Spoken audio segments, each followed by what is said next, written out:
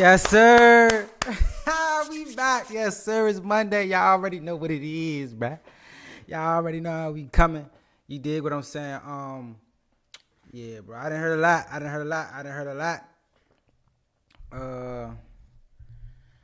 a lot of what's going on about everything, bro. We got a nice show for y'all. You dig what I'm saying? Some nice topics. I've been listening to everybody, what they had to say on some of these topics and shit like that. You dig what I'm saying? You know, I'm gonna give my thoughts and shit, you know, in a more long form type of content. I know I really put out shorts and all that, but I really do follow, you know what I'm saying, all the things that I speak on. You dig what I'm saying? Even though probably my shorts get recognized more, I do live streams, videos and shit like that. You dig what I'm saying? So it is what it is. So coming into the topic of the day, we gotta start it off with what's going on in the WNBA, what's going on with Caitlin Clark and everything that's going on over there. Angel Reese, these rookies with these hard fouls, and everybody just, you know, up in arms about what's really going on. You dig what I'm saying? And it's look, man. I said this shit when I did the last episode, when I was talking about Angel Reese and her when she got fouled pretty hard or whatever. And it's just like this, bro. Like, at the end of the day, it's the WNBA, it's basketball, it's competitiveness, it's what it's supposed to be. But at the same time, it's a level to everything. It's a way that you go about doing everything.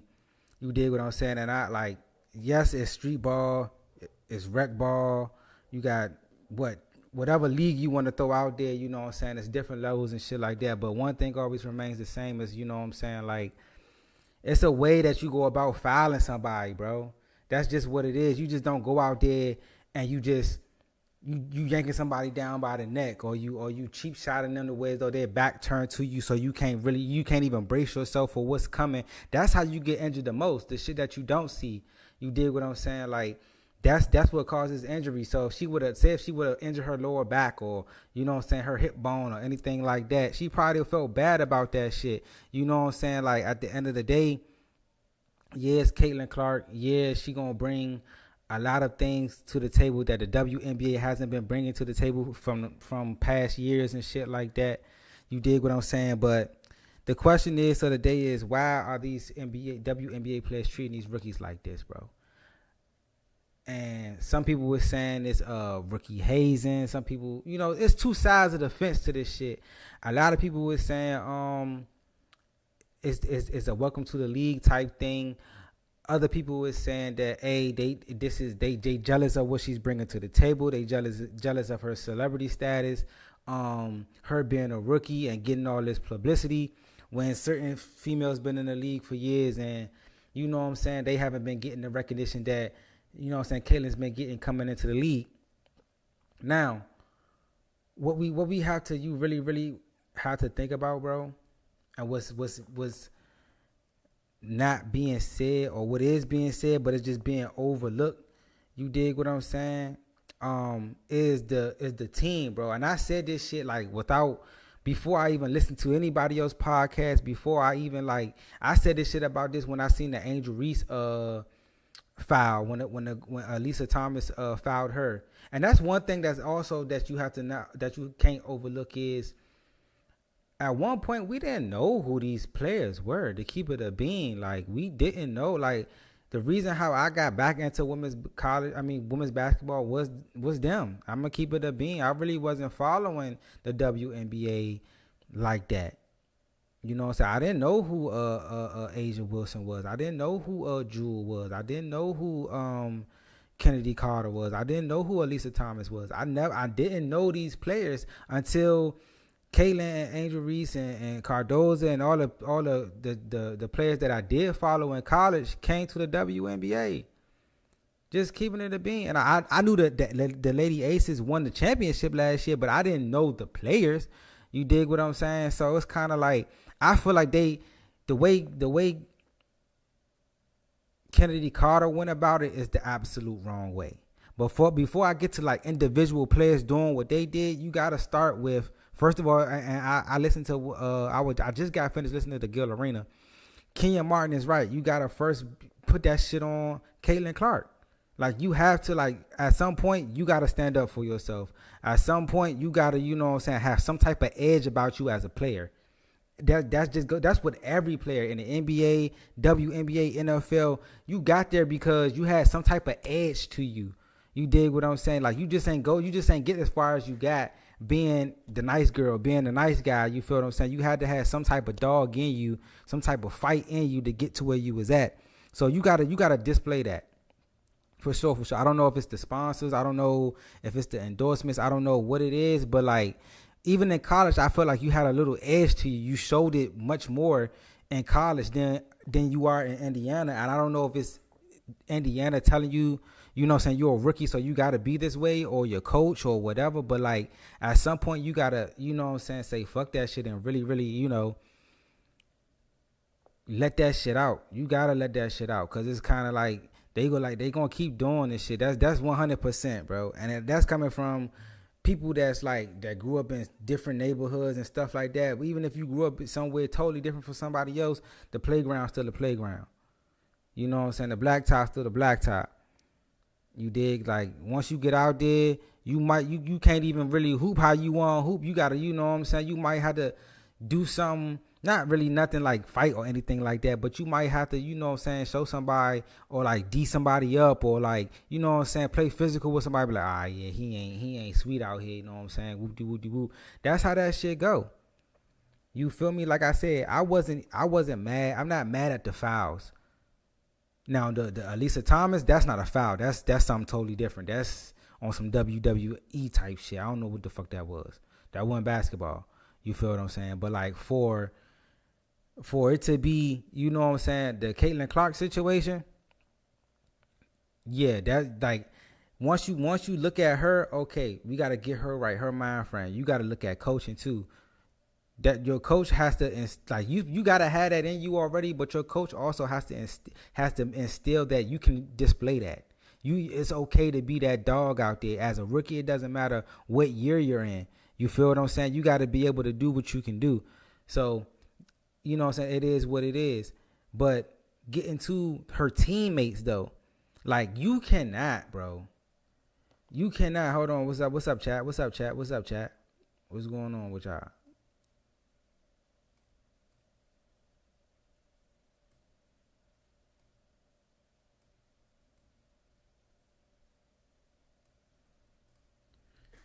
Bro, you cannot, as a team, go out there and have your best player take cheap shots, hard fouls, and you do not pick them up off the floor. You do not come to their defense. Like, what is we doing as a team, bruh? Real shit, bro. You can look at any quarterback in the NFL. If they get sacked, the offensive lineman is coming to pick them up. If the wide receiver get hit hard or they get cheap shotted, the other wide receivers is coming to his defense. They pushing and shoving the DBs and shit. Like, out of both incidents, Angel Reese incident, Caitlin Clark incident, when you look at the video, you like where is the team? Where is the team, bro? Like, you cannot, bro. I strongly believe in this, bro. As like, if we done seen it in football, so many other different sports, bro. You can't even, you touch the quarterback the wrong way. Offensive lineman on your ass. O-lineman on your ass. Ask any defensive player, any defensive lineman, you know what I'm saying? If they hit the quarterback late, hit him while he going out of bounds, they on your ass, bro. That's real shit. So I'm watching the clip or whatever. I'm like, damn, like, where the team at? It's like, she got hit to the floor. You see number 7 running towards her way. I don't know what her name is. I just know her number because I remember the clip. Like, she don't like, y'all running to the wrong up. Somebody's supposed to come pick her up. But at the same time, where's the other 3-4 people on the court that's going to the person that actually hit her?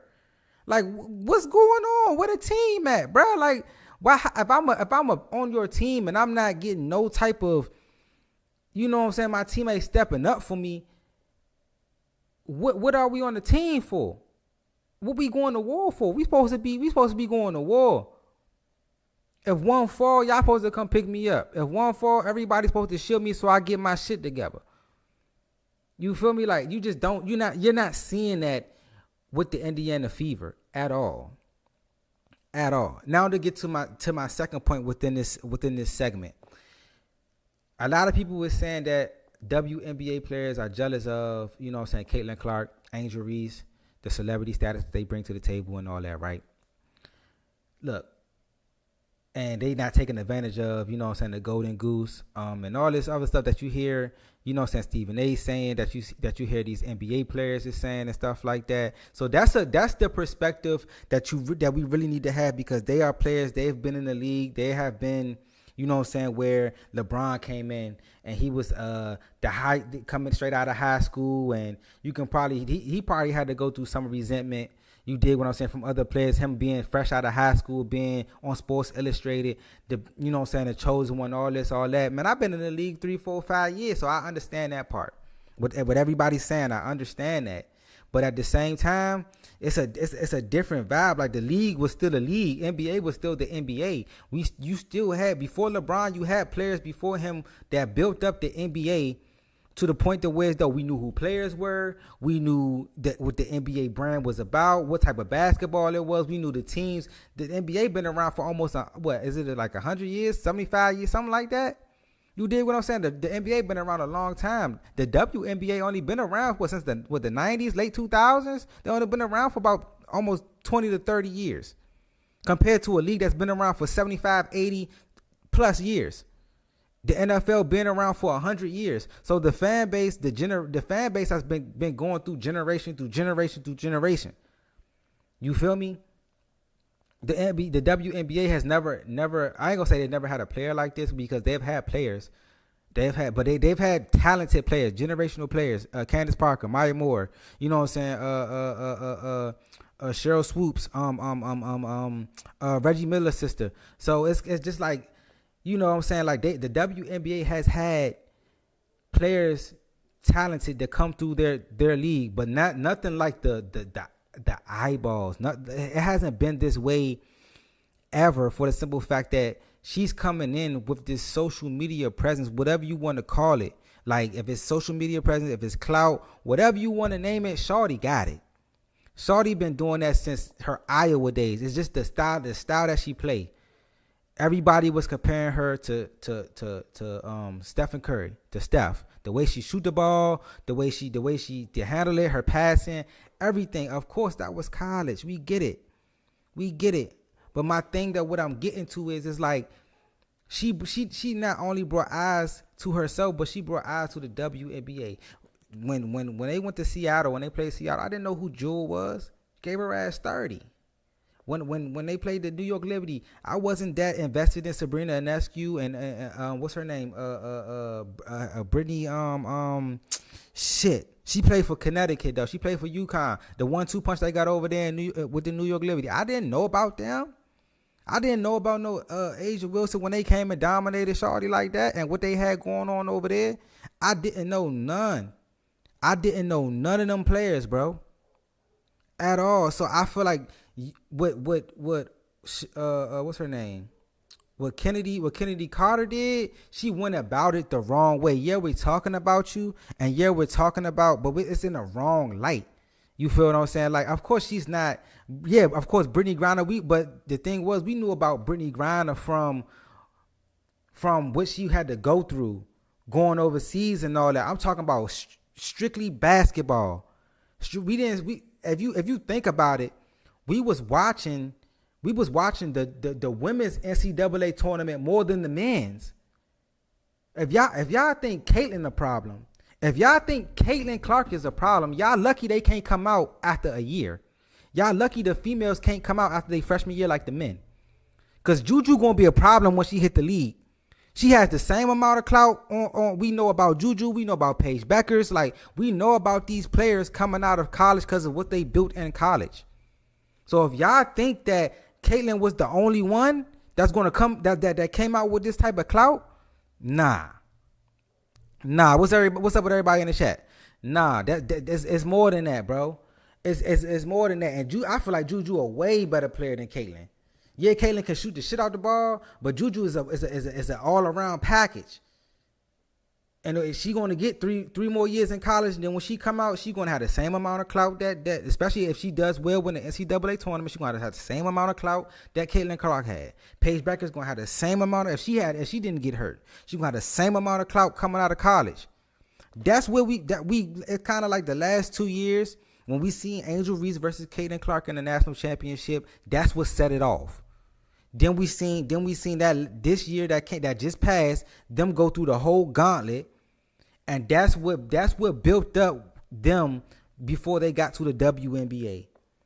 So like I just feel like, man, if you're a female in the WNBA and you going up against these new rookies and stuff like that, I understand. I guess it's just a tradition in sports of how they treat rookies and stuff like that. But I will tell y'all a story. Like, it was one player that did not do that. Like, they tried to rookie haze him, and that shit did not go well, and he was not going for that shit. And that was Sean Taylor. Now, everybody ain't the athlete Sean Taylor was, but go look at that NFL My Football Life, bruh. On Sean Taylor. Whenever you get a chance, they gonna tell you, they try to make him carry shoulder pads, they try to make him do all it. I'm not doing none of that, bruh. I'm not going for none of that. I'm a grown ass man, and I'm like that as a rookie. I'm more athletic than most of y'all out here. I'm a beast. But I mean, she gotta display some of that energy. Sean Taylor had that energy coming out of high school, for real. I just wanted to throw that out there. You dig what I'm saying? So we moving on. You dig? And we definitely got it. Oh, she did respond though. Let me go to that real quick. And I definitely wanted to tap on this is also what I wanted to talk about as well. Now this right here, this is what I wanted to talk about as well. This right here, hold up. Give me 1 second. I'm discombobulated. There we go. This right here, what I'm talking about right now. Okay, so I was driving.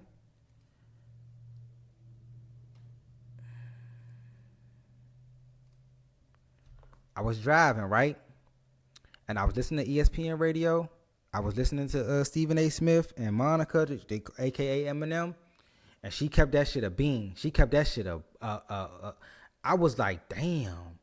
When I heard this shit, I was like, damn.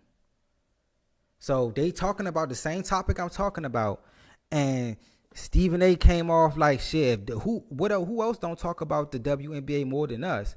And she was like, Stephen A., you ain't been talking about the WNBA for the past 3 years. You could have been, with your platform that you had, you could have been talking about the NBA way before this. And I was just like, damn, bro. And I got to shout her out because she stood on business. You can tell she's passionate about the WNBA. She probably been covering the WNBA longer than, you know what I'm saying, anybody on ESPN. Just because she's a female, they gave her that role, you dig?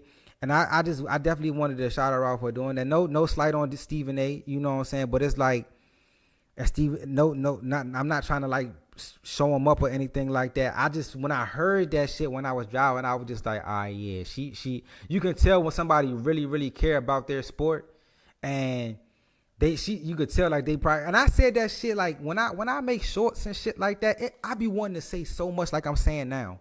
But like you only get 30, you know what I'm saying? In shorts, you can only hold somebody's attention for like 30 seconds. So you can't really get off everything you really want to say. You feel what I'm saying? So that's why I'm glad I can do these type of lives and y'all come in and hear my point of view and hear my perspective.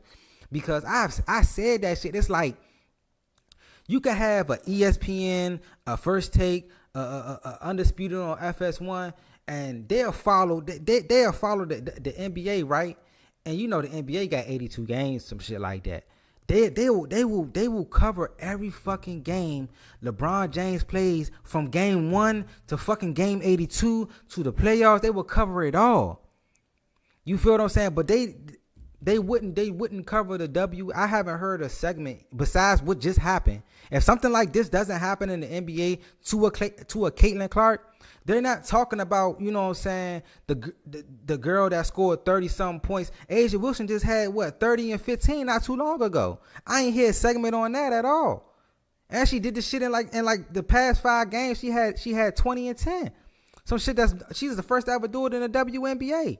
And I'm not trying to say like I advocate for the WNBA. I've been following that shit for years. Like I just said, I've just started doing this shit. I just started, you know what I'm saying? I'm talking about following the WNBA. I've been following the NBA and the NFL and all that. But what I'm saying is, it's like, man, you start giving them girls, you know what I'm saying, a segment on y'all show, bruh. Real talk. That's real shit. Give them a segment. Somebody that out of the WNBA. Now the girls y'all gotta show out. If you playing the Clayton Clark, man, drop 30, drop 40 on her ass. If you playing at Angel Reese, drop 30, drop 40 on her ass. Drop on it, whoever it is, bro. That's you doing cheap shots and getting all it and the flagrants and all that shit. It's gonna get noticed, but it ain't with the type of notice that you want. Like, you know what I'm saying? I really, really respect who Jewel was that played for Seattle because she gave her ass buckets. I can respect Asia because she gave her ass buckets. Like if you go out there and you put on the show, we gonna see you. I'ma definitely see you. I'ma definitely put it out there in the air on my shit for sure. You dig what I'm saying? So it is what it is. I just wanted to show y'all that. Y'all can look at this clip right now that I'm talking about. You gonna really, really see a passionate person about the sport that they love. And that shit caught my eye when I caught my ear when I was riding and listening to ESPN this morning. So she definitely, I mean, like I said, you had it was a lot of opinions on this topic right here. A lot of opinions, and it was going. This was one of the most authentic for me that I've heard in a long time. This is one of their most authentic conversations, debates that they didn't had in a long time. Getting into our next topic of the day. You dig what I'm saying? We got to talk about it. And I got to bring it up. I appreciate everybody in the chat too.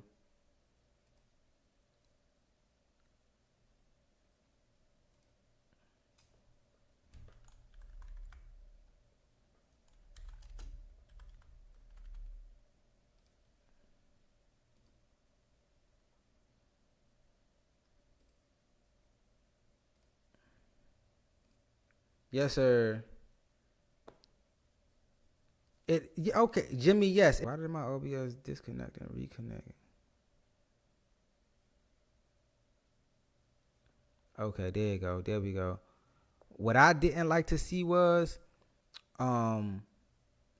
basically their teammates, bro. Caitlin Clark got to step up for herself, and her teammates got to come to her rescue when she need them. That's just how that shit go.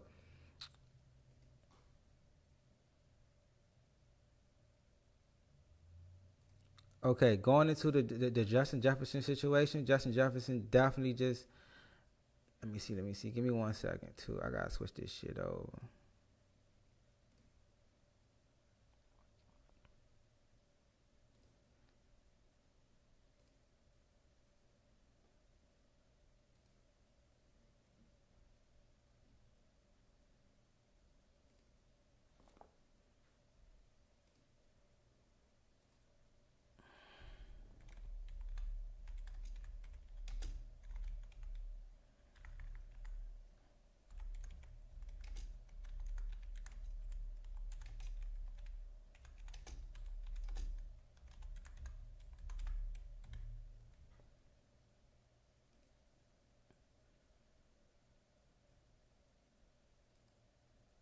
Okay, so we got Justin Jefferson. He finally got an extension.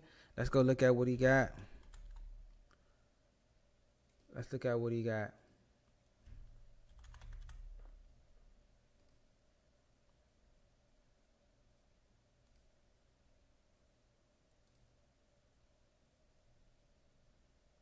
Okay, Justin Jefferson to a 4-year, $140 million contract extension that includes $110 million guaranteed. NFL Network Ian Rapoport just said Jefferson announced. Okay, so he just got his money. Jefferson new deal puts an end to the offseason saga that grew very worried for the rumors while Several wideouts were handed big contracts up until this point, including those of Amon-Ra St. Brown got his money, AJ Brown got his money, Devontae Smith got his money. That's two wideouts that's on the Philadelphia Eagles. Jalen Waddle got his money. Nico Collins got some money too. Damn, okay. Nico Collins got money for the Houston Texans. Michael Pittman got money for the Colts. Calvin Ridley got paid for Tennessee. There are still some wide receivers out there that's getting some money right now that need to get paid. You feel what I'm saying? And first off, we gonna start off with Justin Jefferson. Justin Jefferson deserved that money. The way that the Minnesota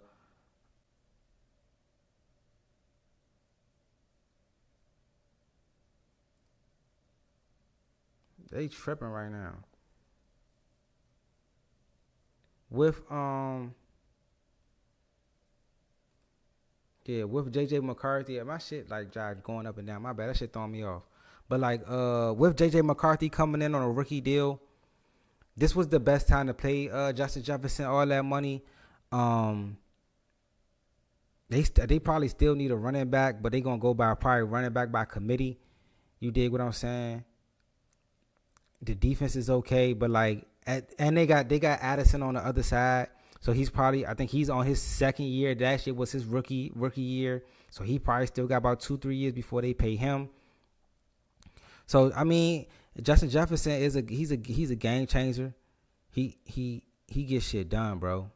Like with him out there, it's different. It's different. I mean, he got hurt, but like we seen it on that Buffalo against Buffalo, that catch against Buffalo, like.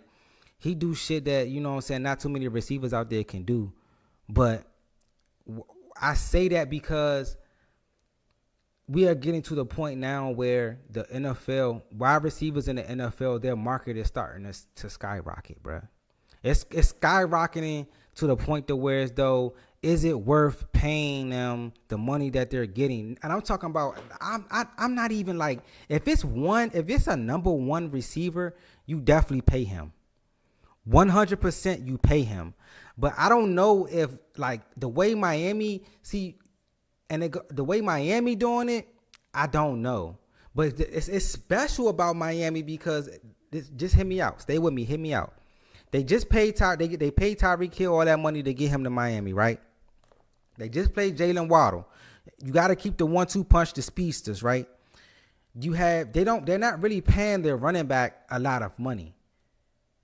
Mostert's not. He's an aging running back, but he still got speed. They got Achane. He's a rookie. But the thing is though, they got to pay Tua. I think Tua's on his 5th year. He's still on that rookie contract. But after this year, they can either franchise tag him or they can give him a deal. Now, some people like Tua, some people don't. You know what I'm saying? But at the end of the day, what I'm saying is, can you put most of your money on your wide receiver position and still win a Super Bowl? Is it worth paying you? If it's a Tyreek Hill, of course you pay a Tyreek Hill. If it's a Justin Jefferson, of course you pay a Justin Jefferson. Even if it's CeeDee Lamb, you got CeeDee Lamb coming up that's in contract negotiations. You got Amari Cooper that's in contract negotiations. It's like, do you pay? Of course you pay a number one wide receiver.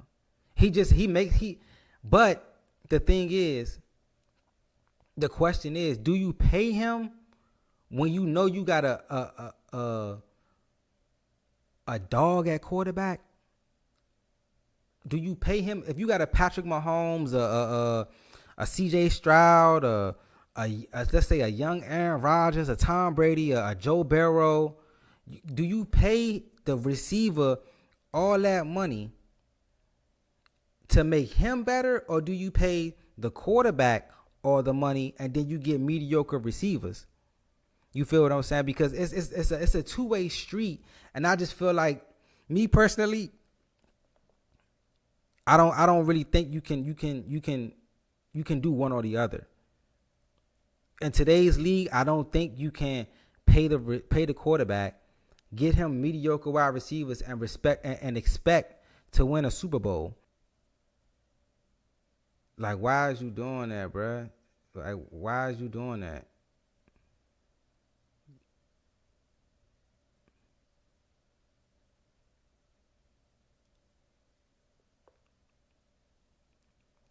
You feel me? So that's just how I feel about the situation. And let's go ahead. We could go ahead and look up some wide receivers that's in contract negotiations right now.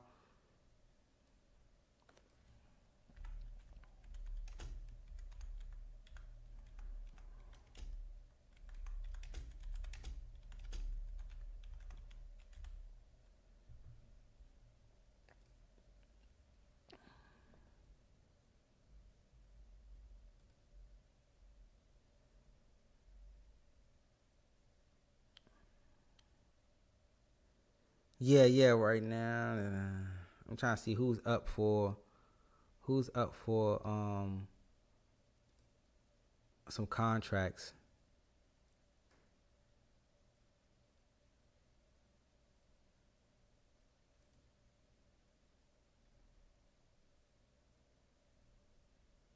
I'm trying to see who's up for some contracts.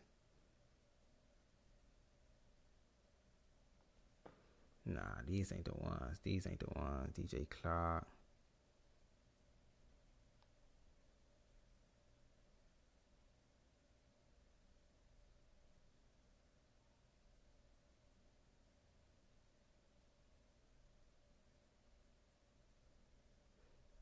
I'm trying to see who else needs to get paid.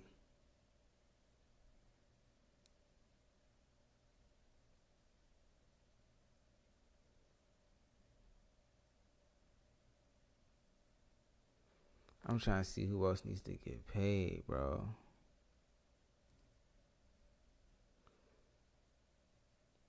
Okay, here we go. You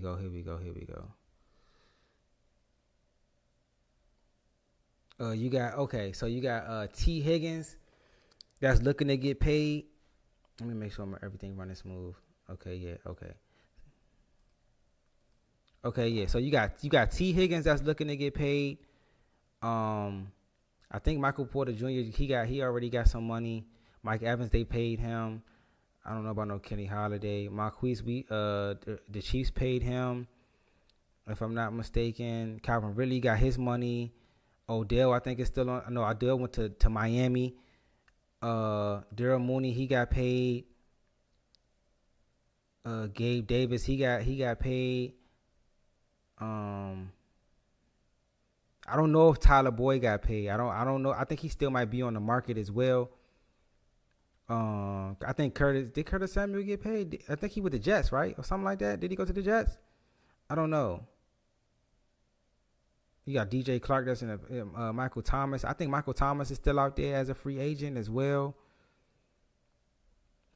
CD Lamb is looking to get paid. So it's crazy, bro. It's crazy. So the ultimate question will always be, and I see 15 votes in the chat right now. The question is, should NFL teams pay big money to wideouts? And I'm talking about, I should have said multiple wideouts, because you're always supposed to pay your number one receiver, regardless if you got a quarterback or not. Well, then again, if you don't have a quarterback at all, what's the point of paying a receiver? Because it's like, it just don't make no sense. Without the quarterback, the receiver ain't gonna be nothing anyway. But it is what it is. We go ahead and close this out, because I definitely want to move on to the next topic as well.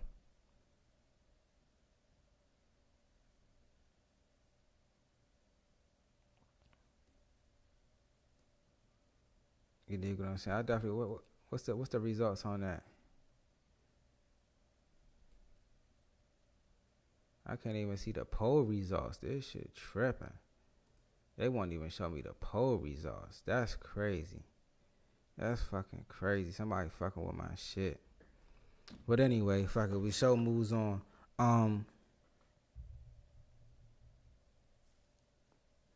Speaking of wide receivers, and should teams spend money on wide receivers and stuff like that, I want to go ahead and transition. What's going on, Ethan? What's going on? What's going on, Devin? What's going on? Jimmy Green, what's going on? Smiley Gang, what's going on? You dig what I'm saying?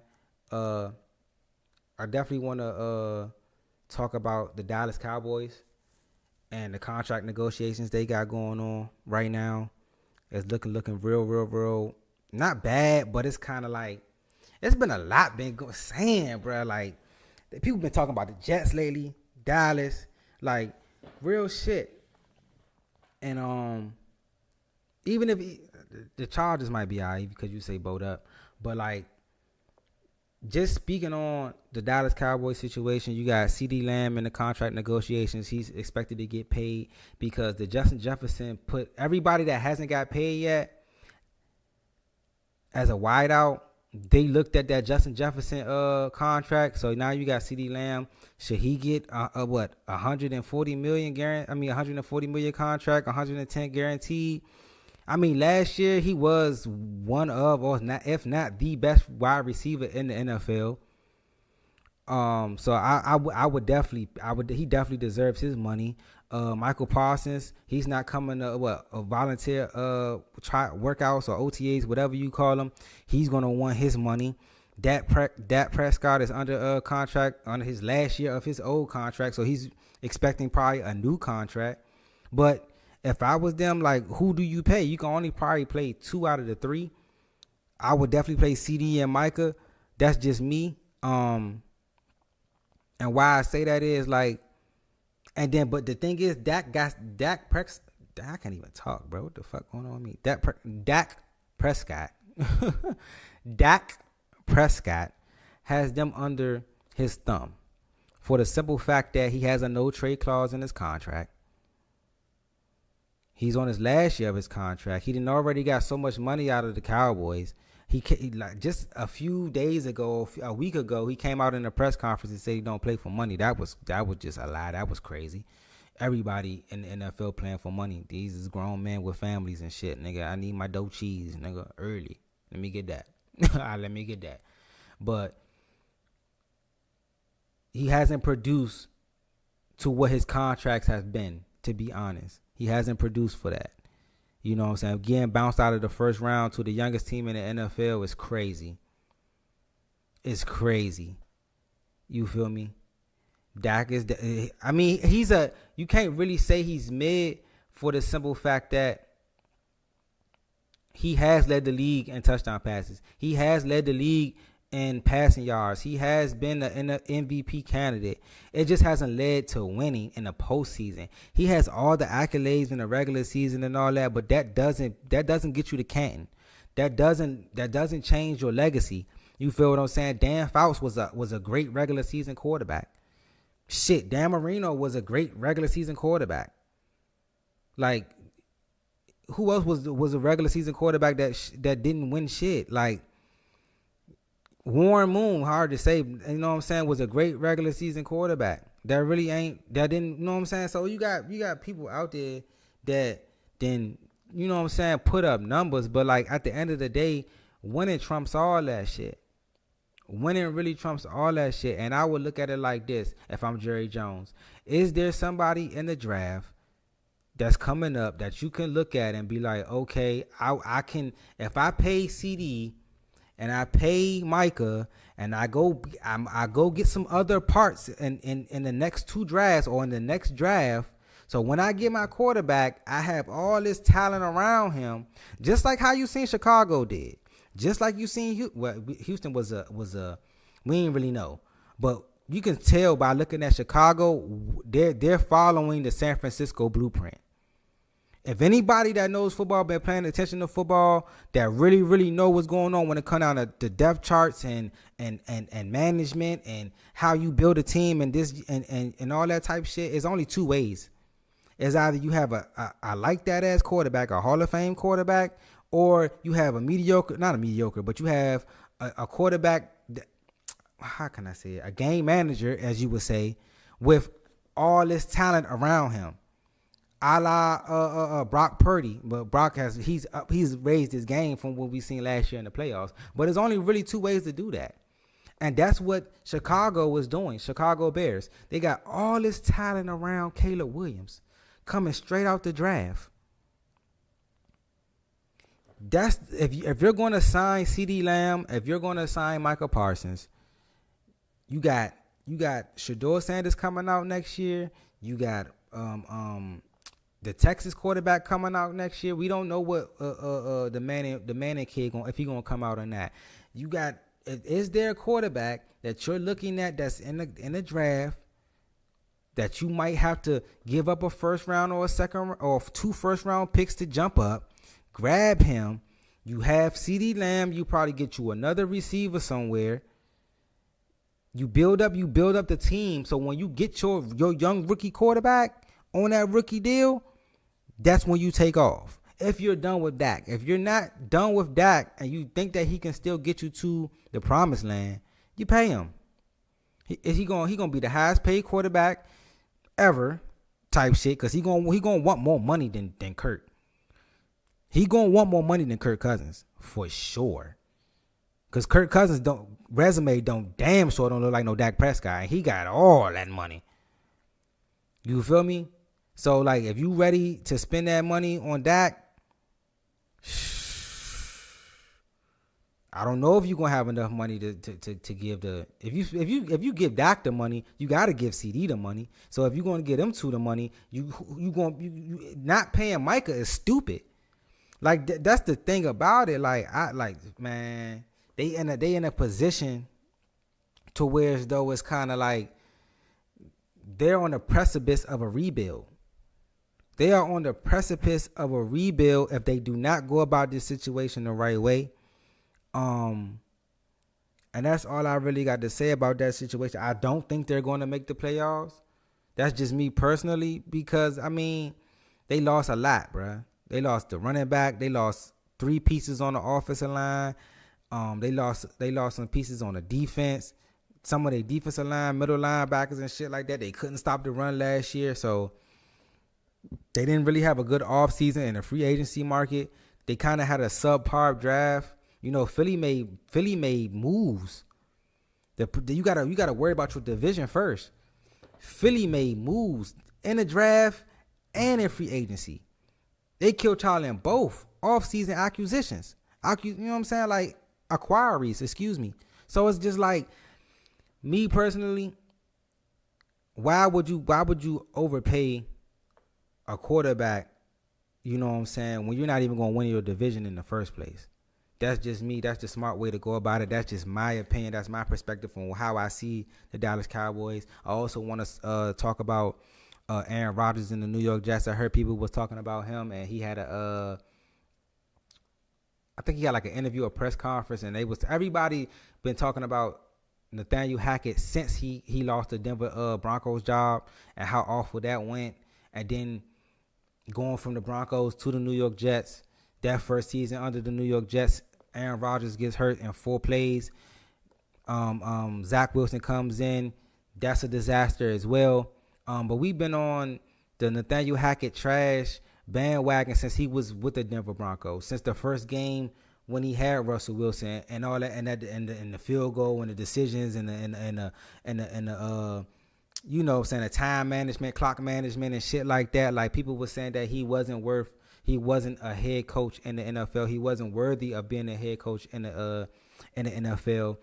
Some people are saying he's not even worthy of being the offensive coordinator. The only reason why he's an offensive coordinator because he has Aaron Rodgers, which is one of the transcendent talents that ever came through the NFL. Now, Aaron Rodgers basically said to trust him because of all the flack that Nathaniel Hackett is getting. Shoot, Rob Saleh is under the hot seat as well. You know, they're expecting a playoff season from, and I respect the New York Jets for giving him another shot, because Aaron Rodgers went down in 4 plays. You got to see what it's going to look like if Aaron Rodgers stays for all 17 games in the season and see what y'all can do. They had a above average defense. People be saying like their defense is so good. Like, I can pull it up. Like, y'all gonna stop disrespecting the Kansas City Chiefs defense and what we had last year. Like, for real. Like, the Jets defense was good, but it wasn't the fucking 2000 Baltimore Ravens. It wasn't the 2002 fucking Tampa Bay Buccaneers. It wasn't the 1985 Bears. They had a solid defense. Even the year that Zach Wilson did okay, the year before last, Everybody was like, their defense was good, and if they would have got a subpar quarterback play, they can be a playoff team and this, that, and the third. Like, if it was the fifth, we all be fucking drunk. We not trying to hear that shit. Like, yeah, like, nah, bro. Nah, it was, I would say Baltimore defense was like that. The Cleveland Browns defense was like that. The Kansas City Chiefs defense was like that. We didn't give up a lot of points. Nigga, L'Jarius Sneed didn't even give up a touchdown pass in the regular season. You know what I'm saying? Who else had a good defense? San Francisco had a good defense, was better than theirs. Then I'll go to Jets, then Dallas. But like this, all this, like they had the number one defense in the land type shit, or like couldn't nobody score on them. We just like they was like they had Ray Lewis at middle linebacker and shit like that. Y'all gotta stop that shit, bro. Y'all gotta stop that shit. And I understand offense does play a part in defense. It surely does. I understand that. This one game, this one sport, I understand to the T. Like it's demoralizing when you go out there and you playing defense and you getting stops, and then your offense go on the field and go 3 and out. Like it gotta go hand in hand. You know what I'm saying? I get that, and that's exactly what was happening with the New York Jets. But at the same time, we gotta stop like with this. You know what I'm saying? That y'all wishing, hoping for the New York Jets to be good and shit like that. You feel me? Like, nah, bro. They gotta show you. The reason why they keep failing, and the reason why they keep, you know what I'm saying, y'all keep building them up to fail. They don't even know what the fuck winning feel like. They ain't had a winning season since Fitzpatrick. They ain't had a winning season since Fitzmagic, bro. And Brandon Marshall and them boys. For real.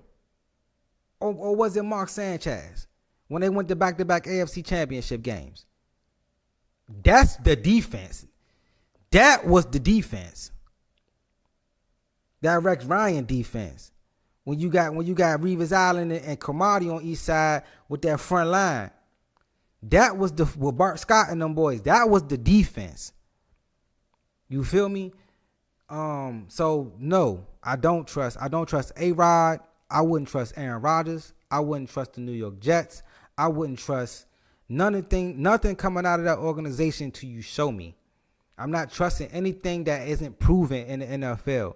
That's one thing about the NFL that I believe in, that is stamped, that I've heard from players, that I've heard from executives, from following the NFL my whole 31 years on this fucking planet.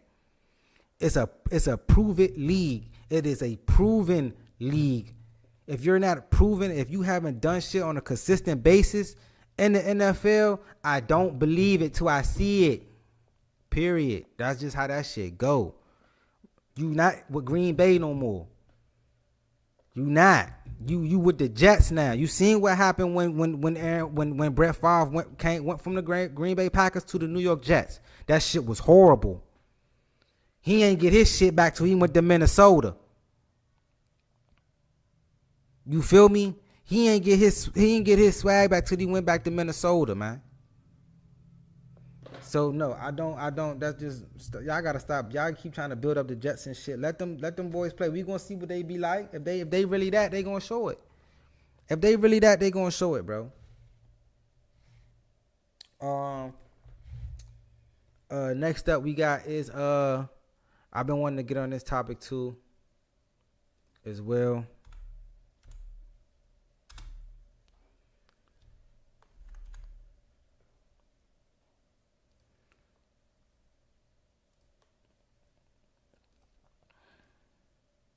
We got we got Mike Tyson health issues, forced delay from Jake Paul fight. This is one of the fights that everybody's been looking forward to, you know what I'm saying, besides the Tank Davis and Frank Martin fight. Let me see if I can read up on this. What actually happened to Mike Tyson? Skip public reaction news. Let me see. Where's the actual article at though? There's no article here, so we're gonna get up out of here.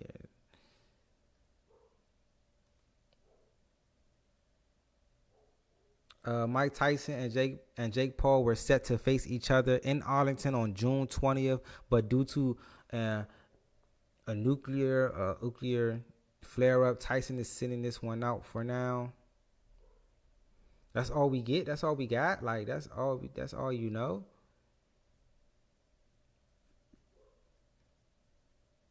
During a fight from Miami to Los Angeles, the controversial but undoubtedly big money boxing match between Jake Paul and Mike Tyson will no longer happen on July 20th. It wasn't June 20th. It was July 20th. As planned, the official Netflix X account, formerly Twitter, posted on Friday evening that the fight would be postponed to a later date after the recent Tyson medical issue. Tyson was recently aboard a flight heading from Miami to Los Angeles when required medical attention for what was reported as a nuclear, hopefully I'm saying that right, flare up 30 minutes prior to the airplane landing. Passenger on board were delayed 25 minutes once the plane landed.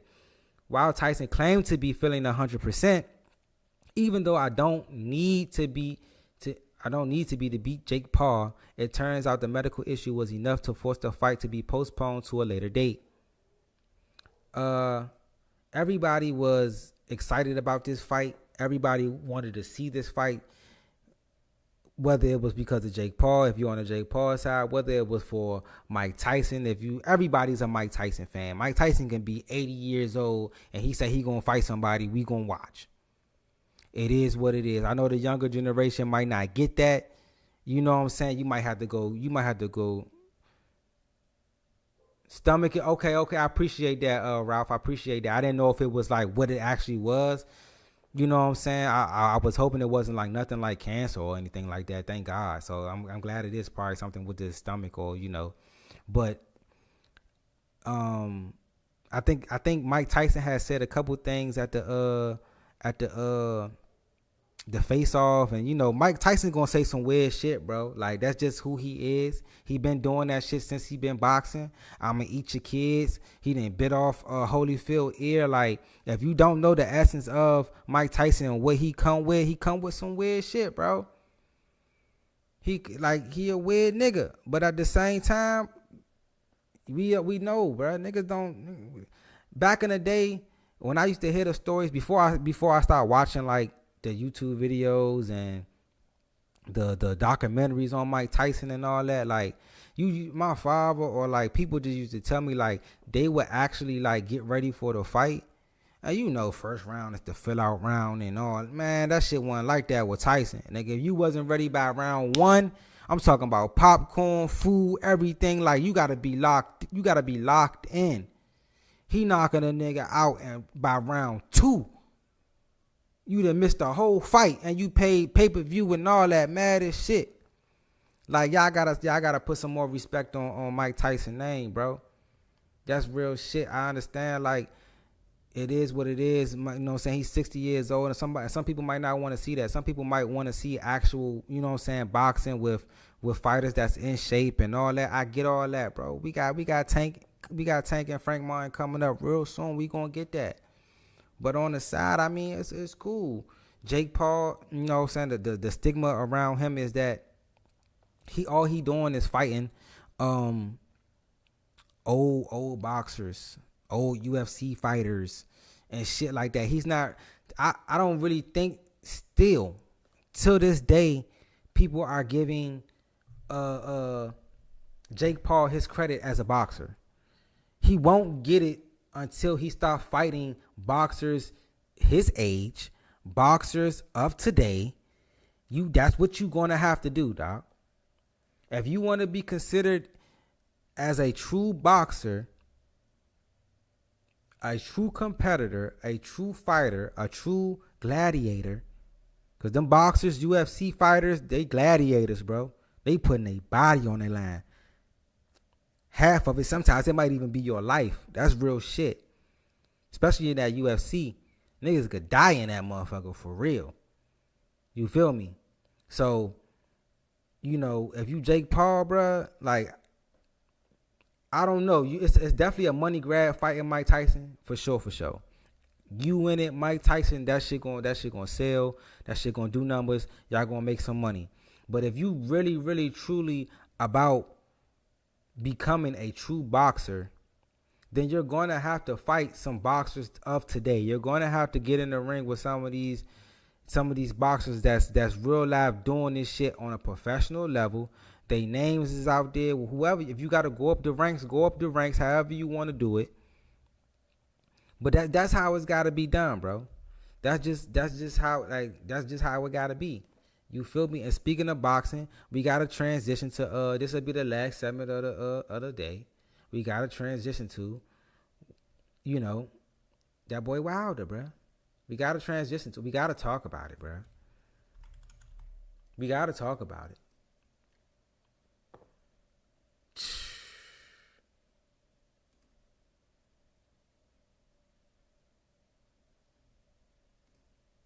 Hey, big dog. Hey, big dog. Go, you know what I'm saying? Hang him up, bro. Hang him up, bro. Because at this point, the last They say the last 4 out of 5. But I know Tyson Fury 3, I think you hit the canvas. The last dude before this one that we just seen you hit the canvas. This fight against Zhang, whatever his name is, you hit the canvas, bro. Like, when I watched the clip, because I ain't even watched the fight. I ain't even going to hold you. Like, it's certain fighters I ain't even about to, like, for what? Yeah, stupid. I seen that shit. I seen that shit when I was searching through. Hold on, I'm about to pull that bitch up. Hold on. Oh my fucking God, bro. Let me see. See, after, yeah, bro. He got to hang him up, bro. He got to hang him up, bro. I know you want to go out with a win, and you probably feel like you in shape and you can do what you can do, and bruh,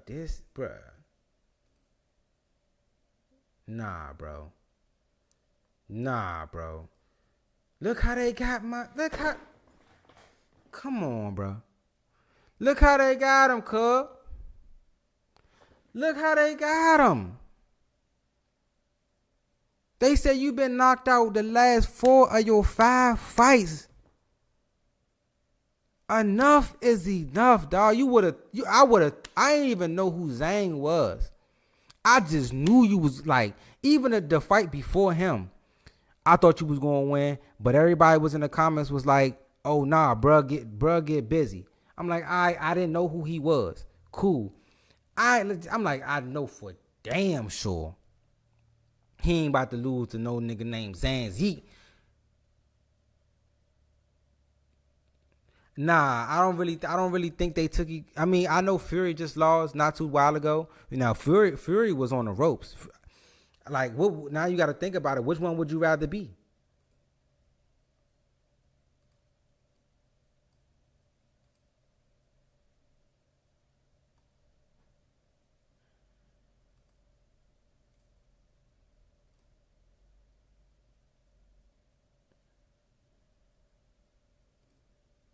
Which one would you rather be?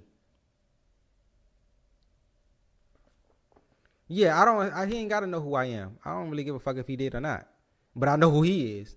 So what you getting at? The world know who he is.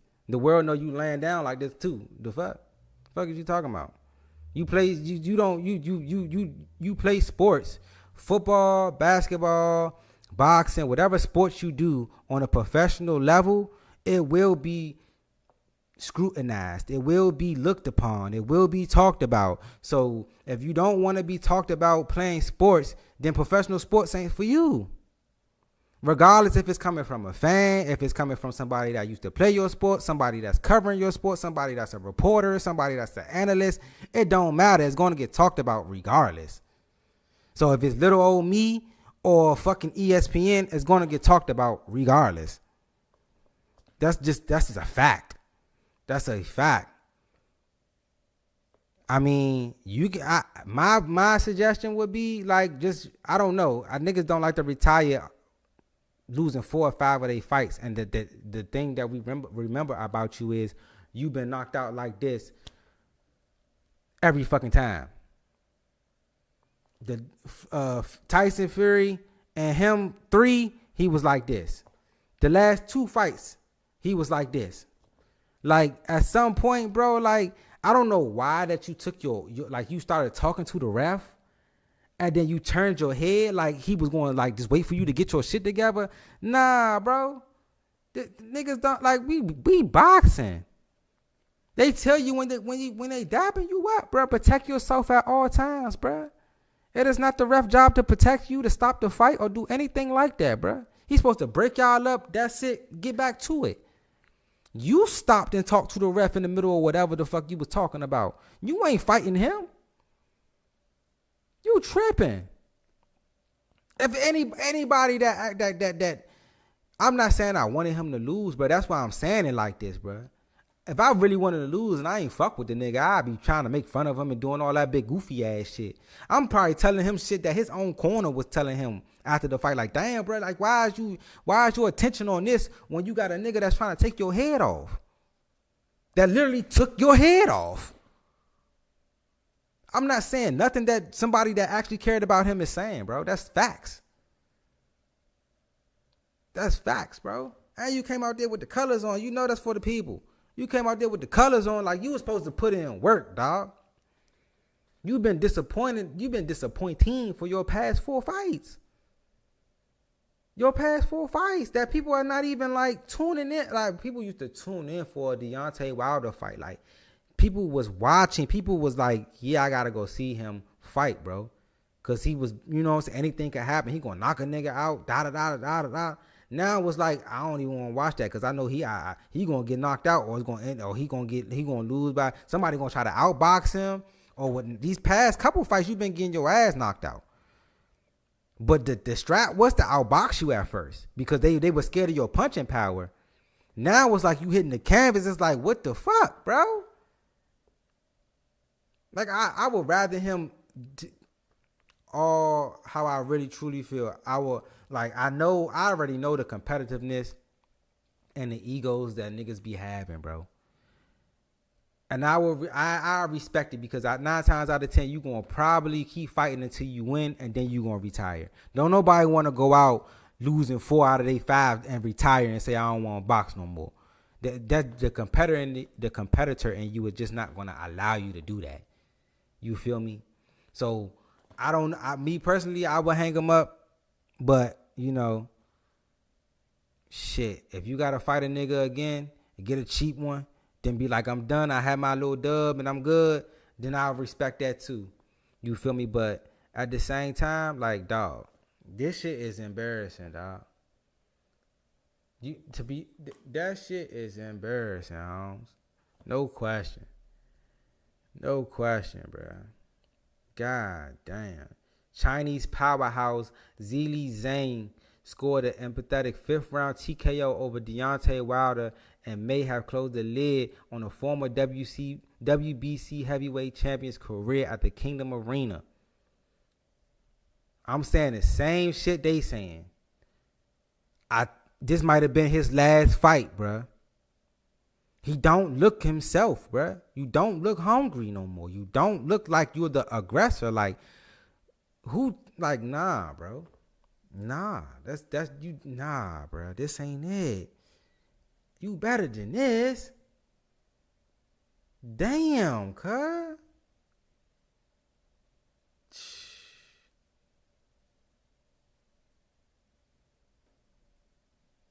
Come on, bro. Come on, bro. Look how they got you looking like you Martin, cuz. They got him looking like he Martin. Look at this shit. This nigga look like...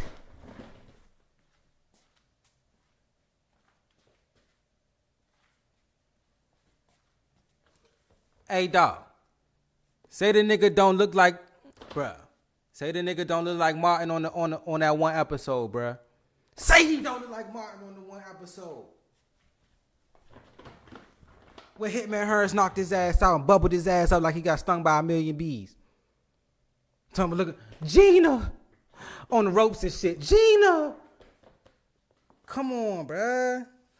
Got us looking crazy out here, bruh. No disrespect, bruh. At all, bruh. But that shit, that's some real. Come on, bruh. Come on, bruh.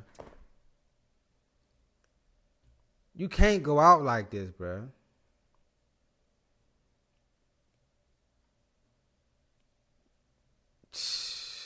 I don't know. What are you going? I don't know, bruh. I don't know. Let me ask y'all. Let me see what the chat think. Hold on.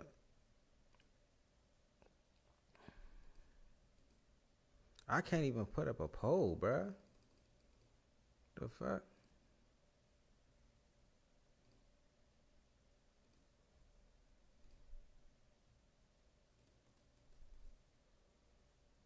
I can't even put up a poll. They on some hoe ass shit right now.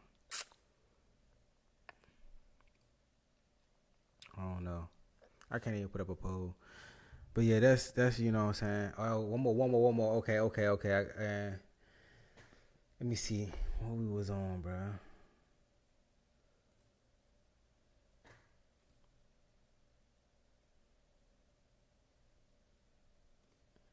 If I can't even put up no poll, it ain't even no point in asking that question. Then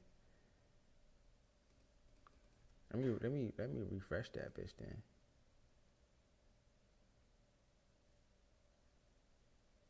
okay, dang, that bitch got 40 votes. Sheesh.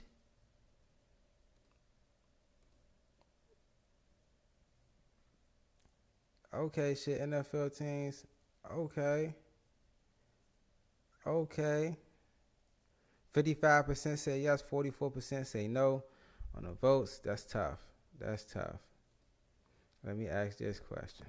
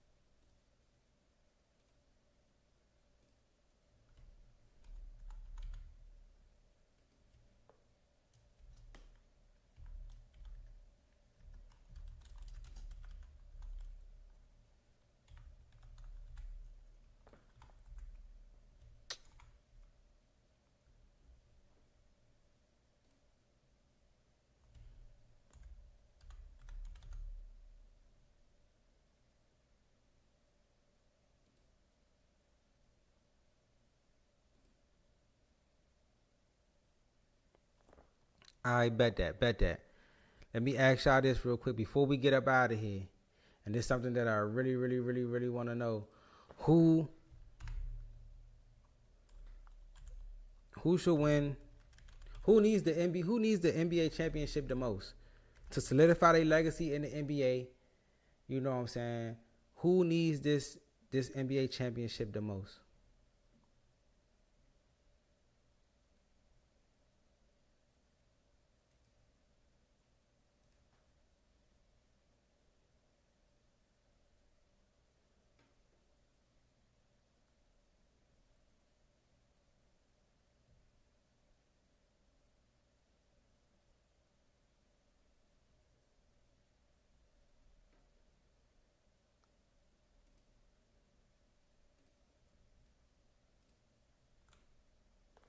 Here we go. Let the votes come in.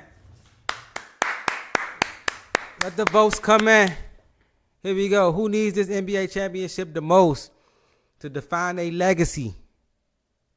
We already know that the media going to be on them. Whoever don't win it. Is it Luka? Is it Jason Tatum? Is it Kyrie away from LeBron? You know, who needs this NBA championship the most to solidify their legacy in the NBA? You dig what I'm saying? We got game 1 coming up on Thursday. This should be one hell of a series. I know this is what everybody want to talk about. You dig what I'm saying? That's why I saved it for last. Who will need this NBA championship the most to solidify their legacy in the NBA? Now, you got Luka.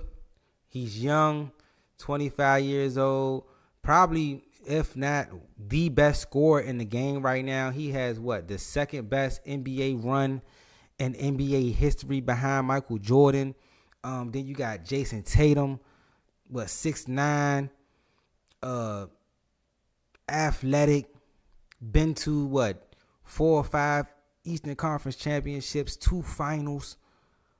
Like everybody's first, it was we're waiting for Jason Tatum to jump into superstardom. He's already done that. He's already a superstar in the league, first team All NBA, 2 years back to back. Been to Eastern Conference Finals as a youngin. Been to a finals already. Like he's already a superstar. The thing is though, you gotta get that ring. You gotta get that ring if you're Jason Tatum. Then we talking about Kyrie Irving. Don't get me started on the shit that he had to go through. Getting the Nike deal taken away from him. Being scrutinized for a tweet. Not something he done or did. Because people so easily offended nowadays. You can't say anything. Even if it's the right thing. And somebody get offended. Because being offended is a weapon now. That need to be talked about. Being offended is a weapon now.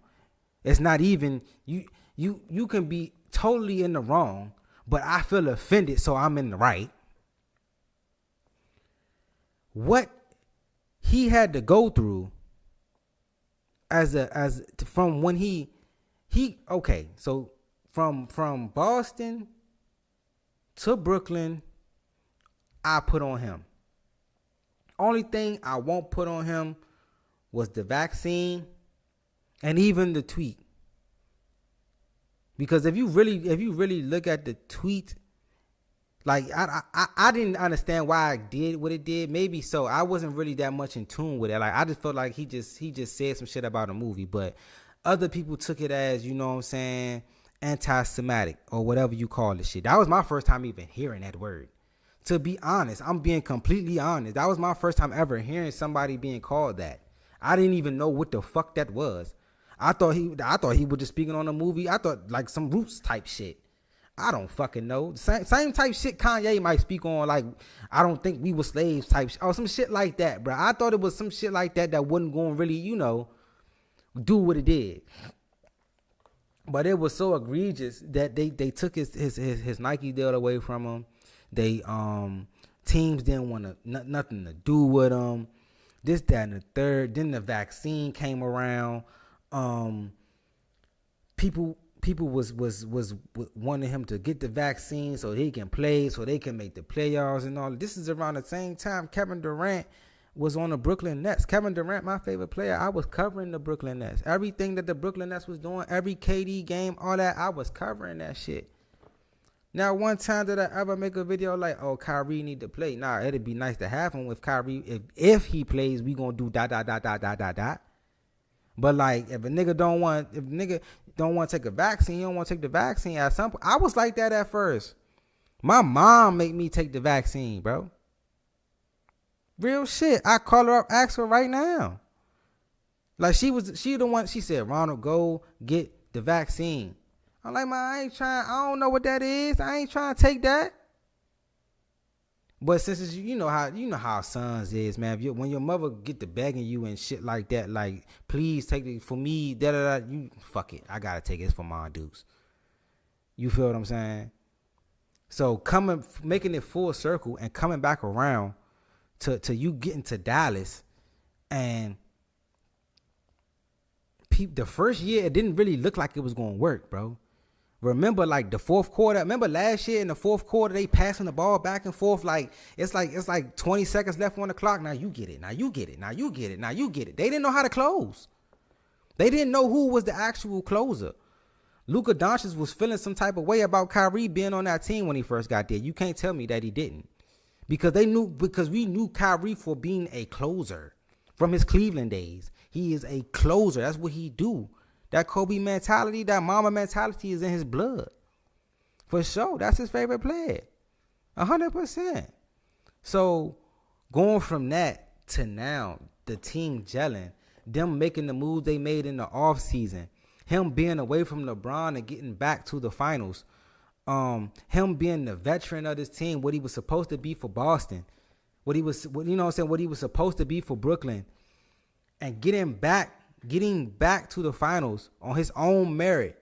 The new shoe deal about a company nobody ever knew about, doing it his way. That's how I feel the whole Kyrie movement is. I just feel like it's him doing it his way.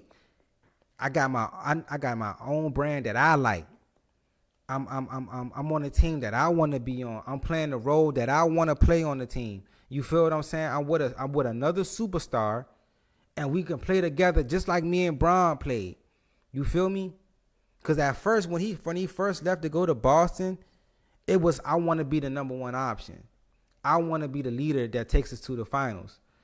Even when he got to Brooklyn, he felt like that was really supposed to be his team, because he was already at Brooklyn before KD came.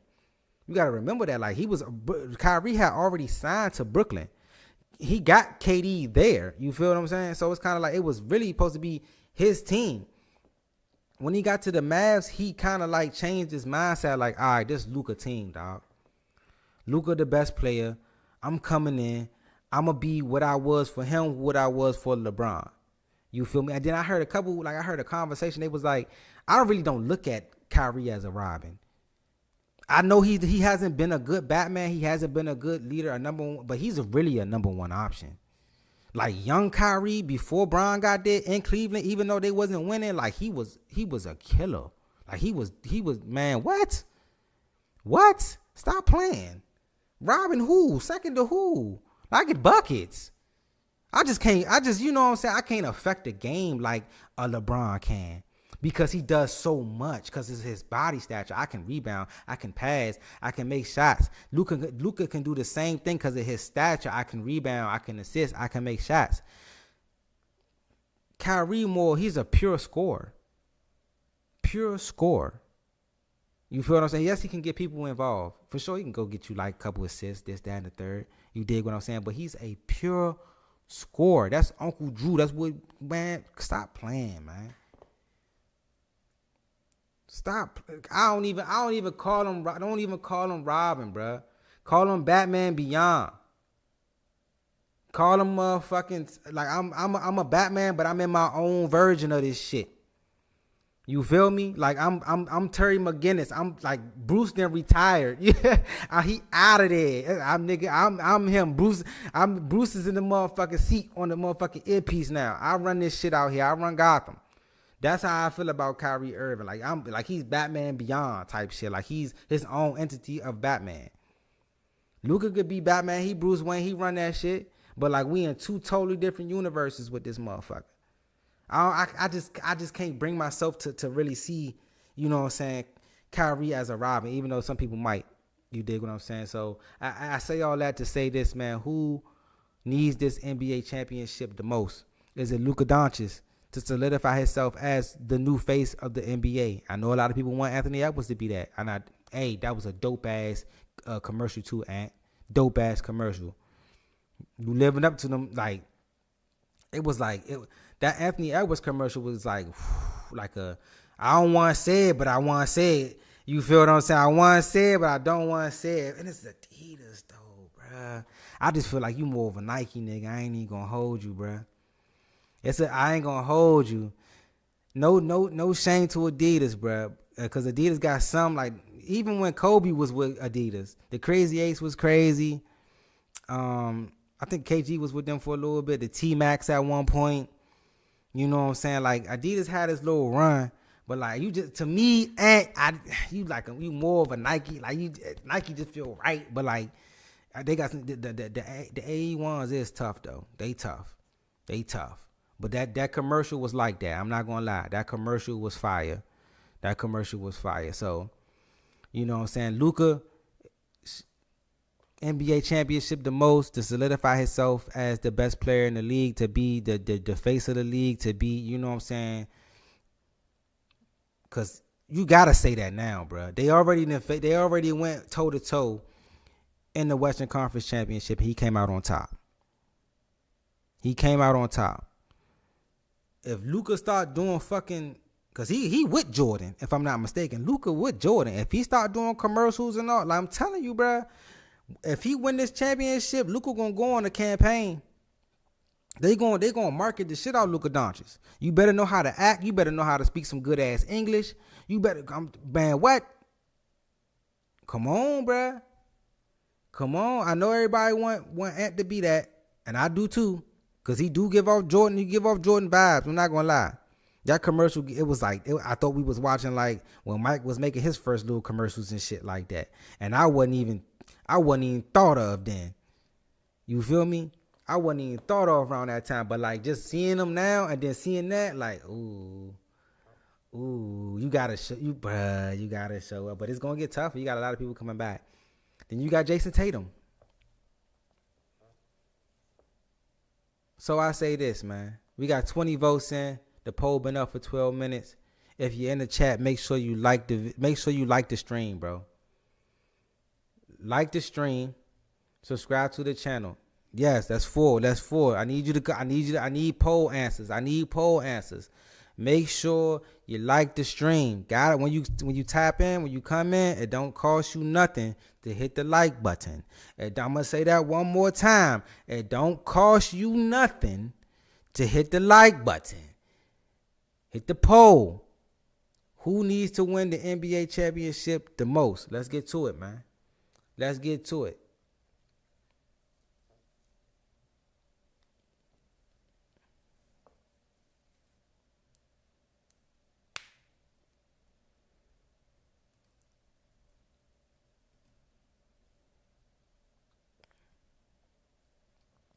This is crazy. No, we don't know. That's fuck no. They always trying to put fucking superstars. Like, stop it, bro. Nobody, come on, bro. That nigga was going crazy, bro.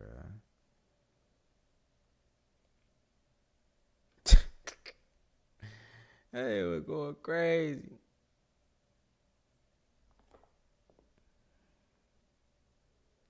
They can't do nothing with Luka, bro. Ain't nothing they could do with Luka Doncic, bro. The Los Angeles Lakers went on to win the title that season.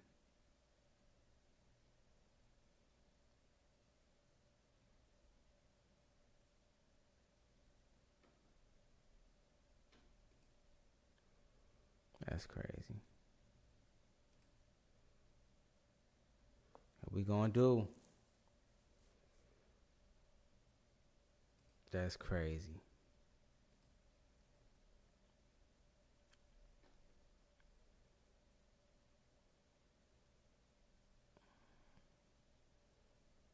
What did this say? I didn't even see this one. 2021-2022 beat Suns on Christmas 1 NBA. Oh, they gotta go ahead with that bullshit. Stop. Hey, this clutch points. Y'all gotta chill, bruh. Y'all gotta fucking chill, bruh. Stop playing with the Suns like that. Alright, bro. Y'all gotta stop playing with the Suns like that. God damn.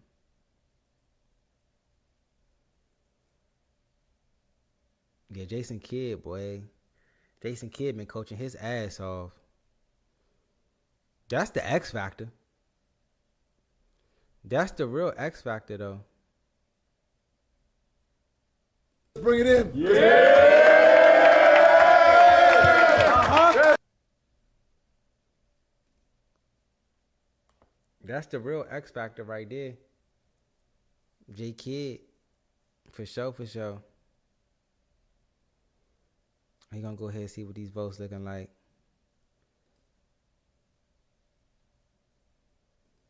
Let's see what these votes looking like, man.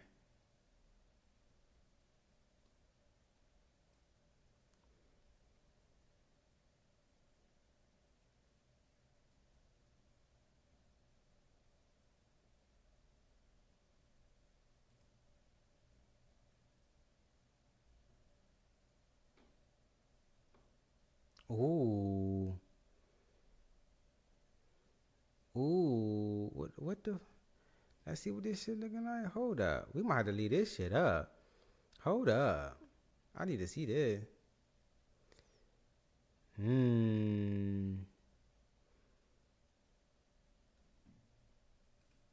don't know. Oh, it's looking kind of nice. It's looking kind of dicey. It's looking kind of dicey. What's going on, Smiley? What it do? What it do? What it do? What it do? We about to hop up off this thing, man. I appreciate everybody that came through. You dig? Clap it up for the stream. Appreciate you. You know what I'm saying? Yeah, man, it's a lot going on. Got my thoughts off. You dig? I just can't wait for Thursday, to be honest, bruh. I'm going to hold it down. I'm going to catch y'all later. You dig? Make sure you like, comment, subscribe to the channel. Hit the notification bell. Y'all already know what it is.